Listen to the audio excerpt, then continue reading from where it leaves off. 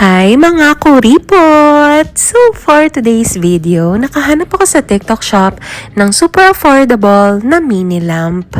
USB night light yung tawag nila dito kasi USB yung pinakapangsaksak niya. Kailangan dito ng adapter kung wala talaga kayong saksakan ng pinaka-USB.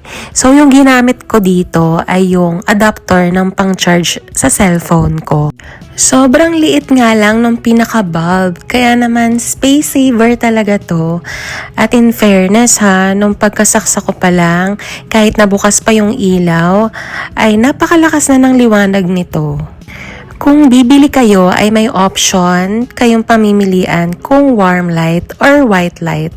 Ang napili kong orderin ay itong warm light para naman kapag talaga nakapatay na yung ilaw sa kisame ay sobrang sarap lang sa paningin. Dito ko nga pala siya nilagay sa pinaka-mini altar namin sa bahay. Pero maganda rin itong ilagay sa bedrooms, lalo na kung ayaw nyo ng masyadong madilim. Perfect na perfect to sa inyo. O, diba? Hindi mo na kailangan bumili ng malalaking lamp at mas maganda pa to kasi maliit lang. Kaya pwede mo siyang ilipat-lipat sa kahit saang parte ng bahay nyo at tipid pa siya sa kuryente.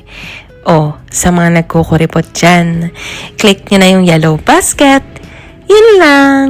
Follow for more.